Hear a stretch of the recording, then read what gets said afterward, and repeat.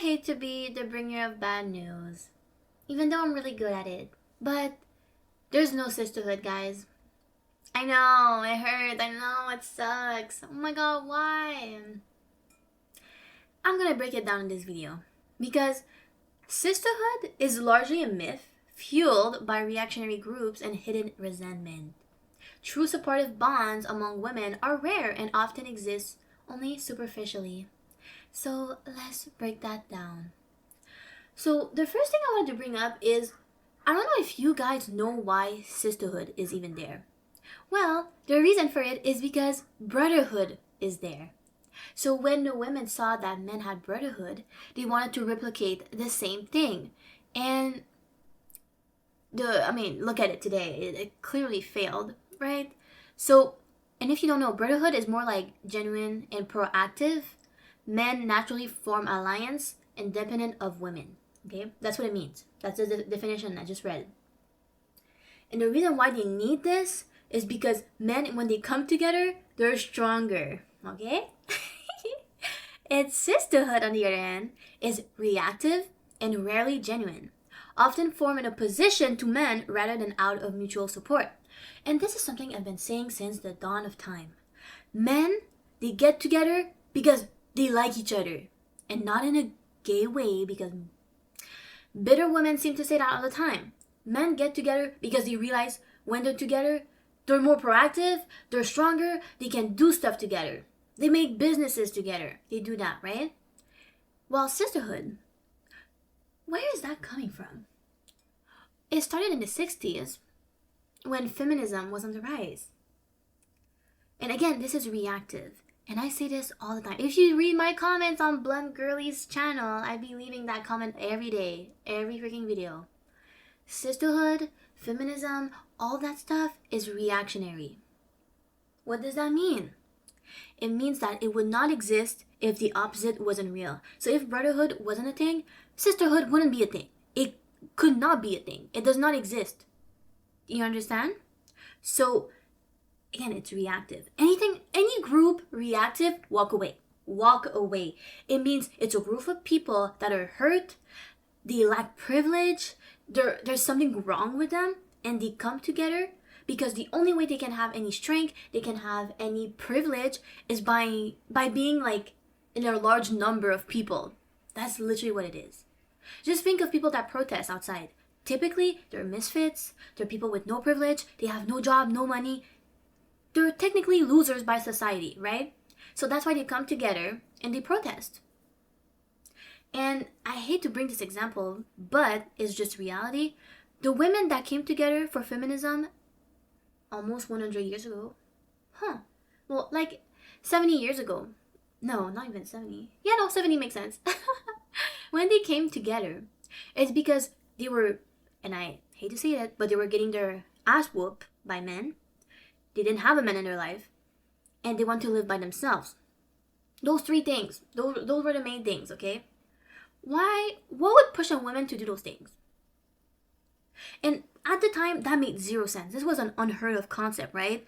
Why would you not want a man in your life? He works for you. I don't want to go to work. Like, it makes no sense to do that. Like, again, that was an unheard of concept at the time. That's why it's so mind-blowing that they even got to that point. But the reality is, those women, they were hurt. And I'm not denying that they were. They lived trauma I could probably never experience, or even today we could not even fathom how crazy it was, right? But the problem is, those groups are built by broken people.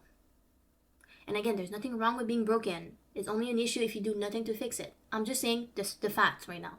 They were not in the best position mentally because of all the trauma they experienced, which makes total sense. But yes, that's where sisterhood comes from, if you didn't know.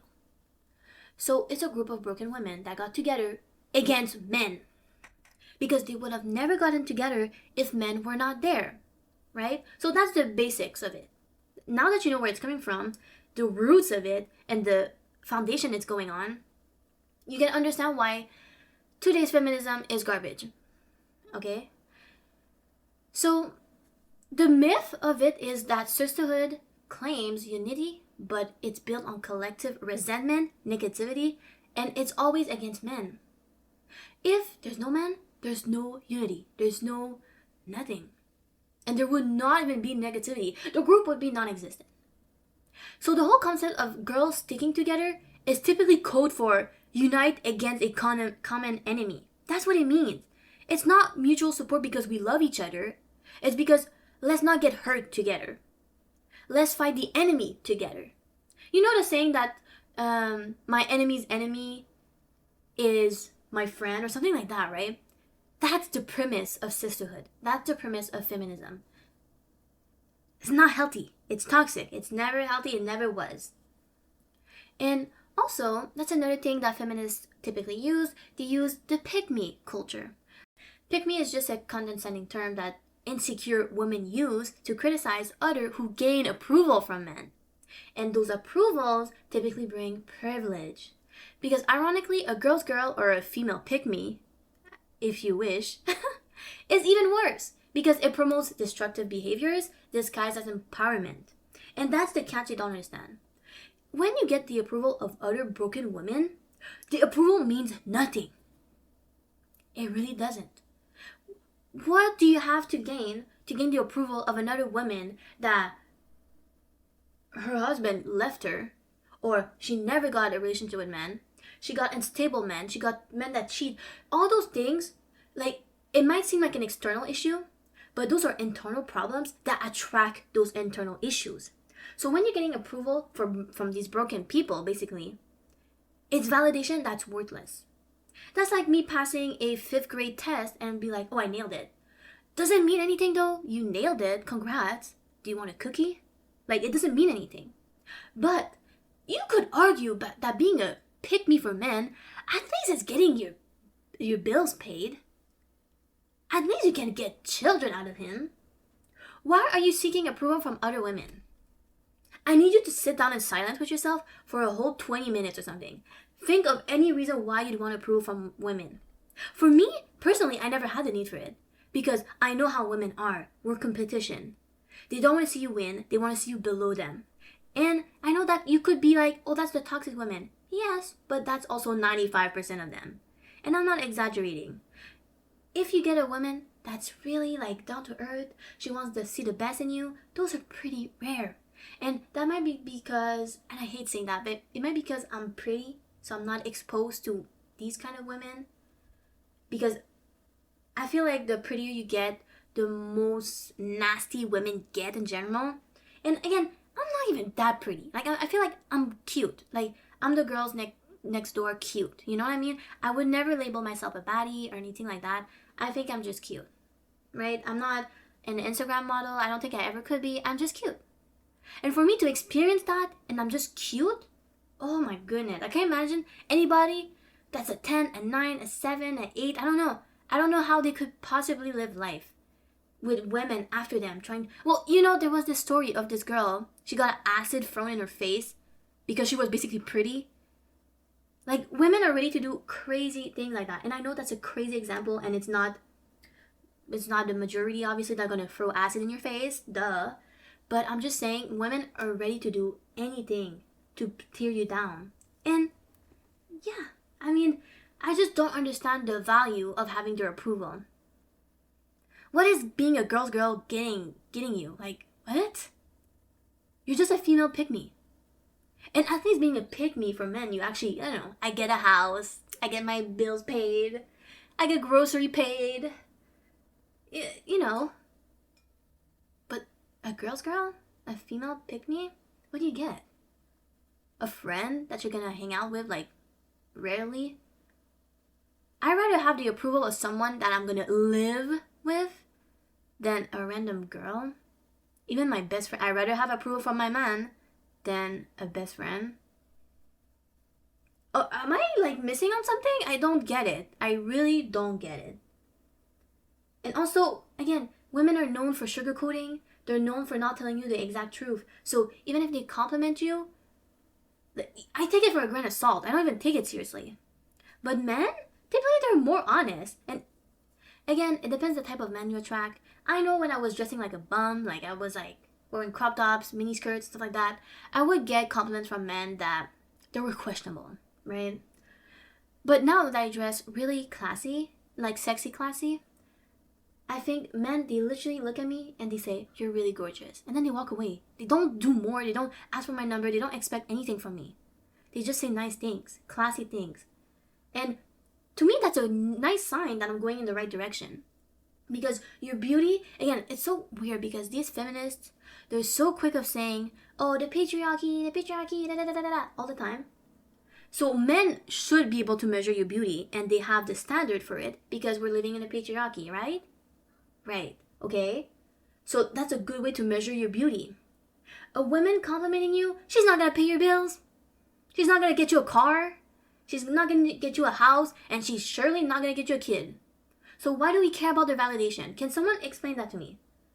I don't get it. Am I missing something huge? Like, oh, duh, a super obvious thing. Like, am I missing it? Like, I'm so baffled. Like, people are craving attention from other women. And it's so funny because these are the same women that are accusing men of being gay. Oh, just marry your bro then. Just do that. But they're doing all this. They're seeking approval from women that actually don't mean anything. And then again, brotherhood is actually real. It's actually a thing. That was, especially in the army, that was a huge thing. Like protecting your brothers, stuff like that. It's not a gay thing. It's just a brotherhood thing. It's just women don't have to be involved in brotherhood. But sisterhood, men have to be involved, otherwise it's nothing. And also, I don't know if I said this during the video, but I don't need the support of other women, technically. Because I have my man supporting me in every way, emotionally. I can tell him my problems. He can support any problems that I have. But then, that leads me to the other point. So, feminism is reactionary, okay? So, modern feminism is a reactionary movement primarily composed of women who have been hurt or marginalized, okay? So, that's the issue. These women, they do need the support of other women because they're incapable of having the support from other men. That's where it's coming from. So, and that's another thing, the female gaze.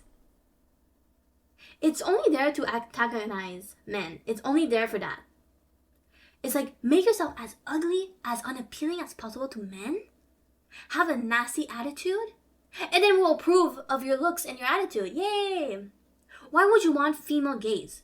Can someone explain that to me? It's useless. If anything, it's detrimental to you. It's bad for you. If you look like a man would never look your way, this is a bad thing. And I'm not saying just in the dating life. I'm saying in your job opportunities. Like,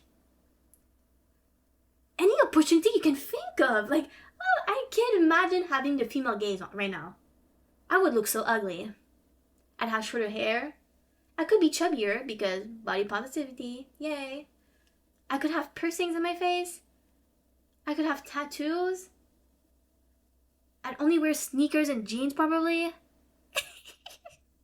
That's terrorized me, honestly. Like, and it's so weird because it's always those little tiny things. Like, for example, I live on the boulevard, and when I leave, I like crossing the street because people stop and let me cross, even though they don't have a stop to do. They just let me cross.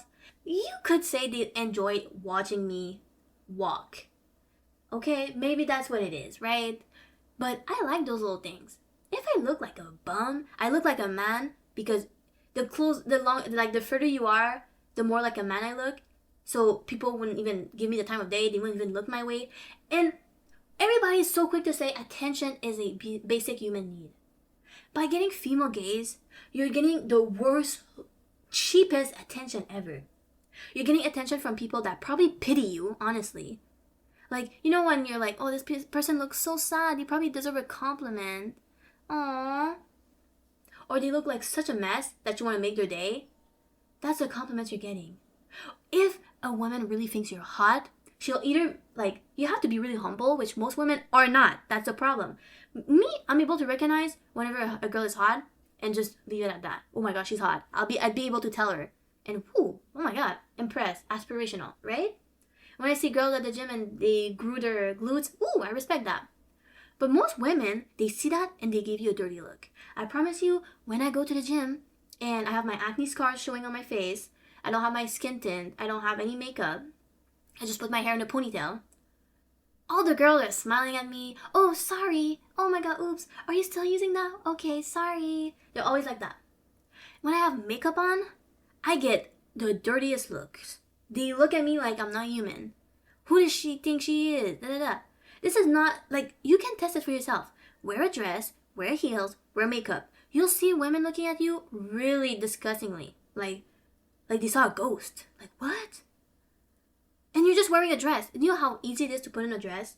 Put some lip liner, lip gloss, mascara, concealer, skin tint, blush. That takes like 10 minutes to do. And these women are disgusted, not by your look, but by the effort you put in. Because they wish they did that. That's literally what it is. They wish they did that, and now they feel inadequate, so they feel disgusted. Not necessarily by you, but by themselves. So they have a disgust look on their face. But anyways, next point. Body positivity as a subtle sabotage. Oh yeah, body positivity, have you noticed, is only promoted by women? Do you see men promoting that? Huh. Because women want to encourage you to have an unhealthy lifestyle and sabotage you. Let that sink in. That's what's happening. To this day, I have never seen a man promote body positivity. Never seen it. Can someone name one person that did that? They don't exist. Because if someone really wanted you to be empowered, like a genuine one, they would empathize, but they would tell you to get your health together, to do self-care and take accountability. Someone that loves you wants you to take accountability. Someone that don't really care about you, they'll tell you exactly what you want to hear. That's the difference. And attractive women, they typically bond genuinely because they share similar experiences of envy and competition from other women. That's why I want to make a video about that. I don't know if I already did. But pretty women should stick together because you guys have the same experience. You know what it's like to be on the other end. You've lived experiences that most people would not give you empathy for. Imagine telling another ugly woman, oh yeah, I get hated on because I'm so pretty. They're gonna think you're full of yourself. At least you're pretty. Yeah, they're not gonna understand. But if you tell another pretty woman, they'll understand. It's alienating. It's isolating. It's really isolating to be pretty. It really is. And I'm not even, again, I think I'm just a pretty girl next door. And I'm experiencing all that. Imagine someone that's prettier than that, how isolating it is. And also, I guess that's a sad thing about all this, but the foundation of most female friendships is because they bond over negative experiences rather than positive aspiration or achievements. That's why feminism is there. That's why sisterhood is there. You're bonding over negative experiences. And that's why I always tell women, don't join any group. Most groups nowadays, they're reactionary.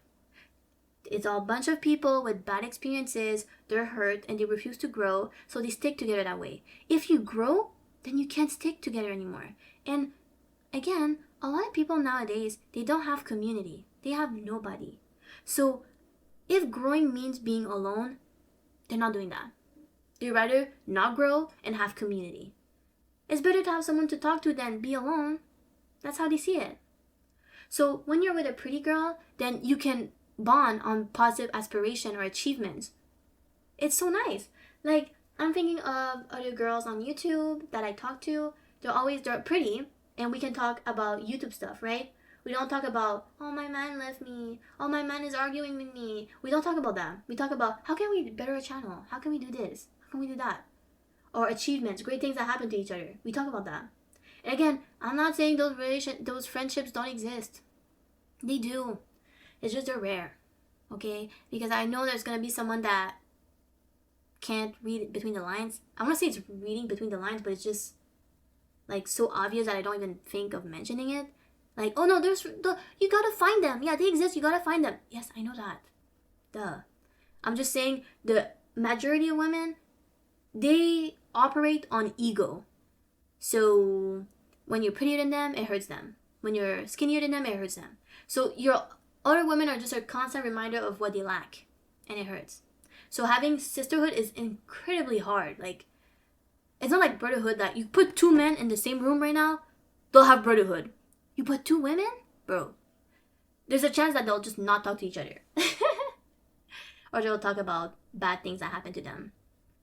And also, women, they tend to trust men more with their secrets and emotional struggles because men provide direct, practical, and confidential advice. Women often gossip and secretly judge each other, undermining trust. Yes, every time. I wrote down in my notes and it's like, I could have said it better.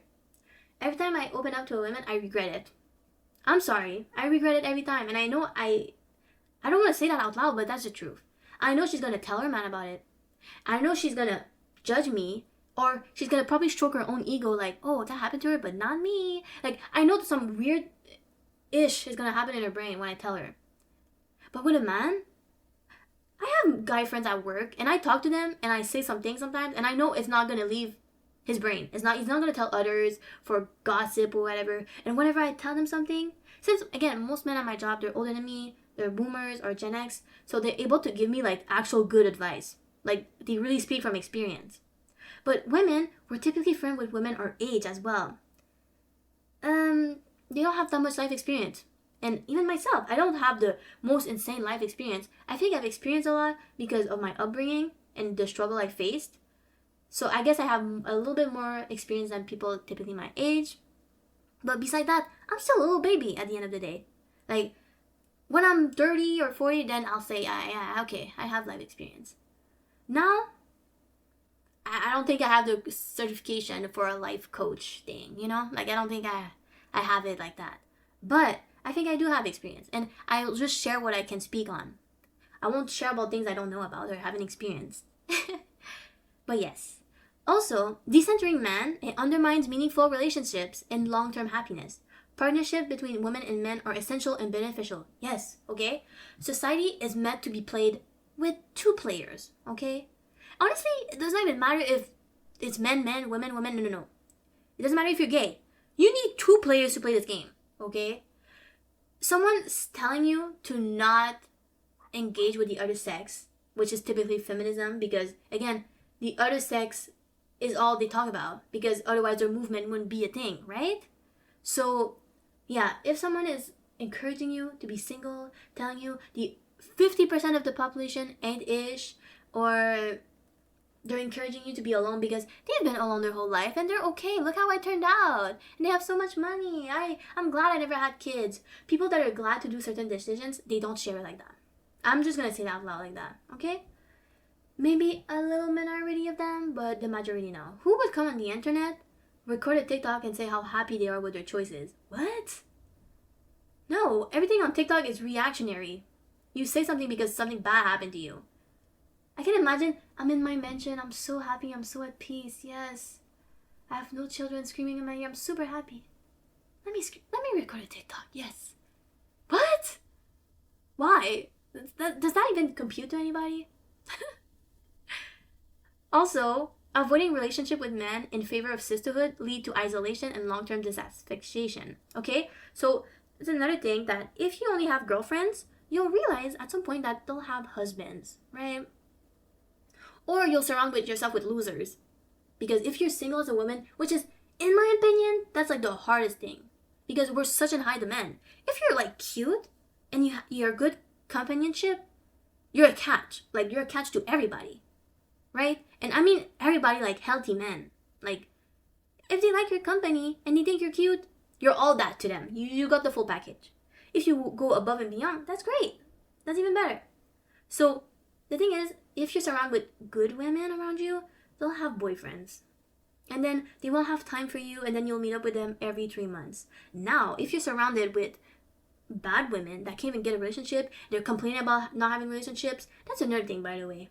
I don't think I could be friends with someone that's single. I don't think that's doable. Their life is so much different than mine, and one of their biggest hardship in life is being single. So when they would be talking about that issue, I could not relate. And I don't even think I could give them advice on that, like how to be single better. I don't know. I feel like that would be too complicated for me. If you're single and especially when you grow older, I feel like if you're under 22, maybe it's fine to be single as a woman. But after that, I feel like that's when you have to reflect. You truly have to reflect, be like, okay, do I have hobbies? Am I fun? Do I have a service I can offer others? Do I go to places to be like noticed? Because it's not normal to not be noticed as a woman. It's not normal. Like, really? I feel like that's weird. Like me and my boyfriend, for example, we have gaming in common. And I know gaming for men can be demonized, but we don't even game like that. Honestly, it's not that bad. It's like once a week. But we had that in common, and back then we played way more. But we had that in common. So we were able to bond on that. I'm pretty sure you have a hobby that's, again, gaming is not the best hobby ever, but you probably have a hobby or something that you can bond with someone with, and hopefully it's not trauma. Please let it not be that, because that's how you end up in broken relationships. And also, historically speaking, sisterhood thrived primarily as a protective response against oppressive circumstances involving men. Yes, so that says it all. I don't even know what to add. Like, it's only there to protect yourself from other men. And that's another thing. I remember, I guess in history class, they were talking about how there was like gossip banners everywhere in schools in like the 70s or 80s, because men wanted women to stop gossiping because that would lead to higher divorce and escape bad situationships. I mean, just situations with men from the gossip, because they'd realize, oh, hey, my situation is not that good after all. Maybe I should leave him. So they would try to stop gossiping for that reason. So, again, I don't think it's a bad thing overall from that, like, angle, because a lot of women, they escape situations that they didn't think it was abnormal. Oh, you're not getting beat by your man? I am. I thought that was normal. No, girl, it's not. Oh, okay. See, that's a kind of gossip that's like healthy. But now, the gossip today, I don't tell any women my business. Because the response is, break up with him. Or he's abusive. He's a narcissist. That's the response they give you. So I don't even want to seek advice from women. I can't be the only one. When it's something serious, I never reach out to women for advice. If it's like fashion advice, sure, I guess. But men, my livelihood, absolutely not. They secretly want to see you fail, or they want to make you as single as they are. Like, there's a really, really, really, really, really small amount of women that actually want to see you win, or they're just happy that you're winning. That's just reality. Because being genuine, like the genuine unity among women, was situational and reactionary. So if you make the situation peaceful, the whole unity is gone. Remember that. When there's a reactionary movement, if you bring peace into the equation, everything falls apart. If you take out the opposite, like the opposite side, like men or whatever, there's nothing left. That's how you know you're in a reactionary group. That's how you know. So, you know, they're bonding over trauma, they're bonding over bad situations. They're not bonding because they like to stick together. They're sticking together because they have no choice, because they can't stick with a man. And also, again, I've said this so many times, but men, they often provide solution-focused advice. And it's often rooted in logic, not emotions. While women, they'll emphasize like immediate emotional comfort over at the expense of long-term well-being. So they'll cuddle you, they'll sugarcoat, they'll do all that because they want you to feel better now. But men, they see bigger picture. They're like, okay, in the long term, I need her to do better, especially if I'm living with this woman. Because I have to deal with her problems. So I need to fix the issue long term. So that's another reason why I think men give excellent advice. And I sound like I'm glazing them, but no. I'm just being realistic. Any pretty women, tell me in the comments, the best advice you've ever gotten was from men. And also I have a mentor, and he was a man, and he gave me the best advice. Best health advice, best like experience advice. Like, I don't know, I couldn't ask for better. And if it was a woman, I can't help but think it would be different. So, first, if you're someone that you're not sure, like you're a bit lost, you're not sure if you're in groups that are benefiting you or not, first, just evaluate all the relationships you have. Is it because they're there for you? They're there because it's happy? Or they come to you for support from the trauma they're experiencing? Is it reactionary? That's how you find out.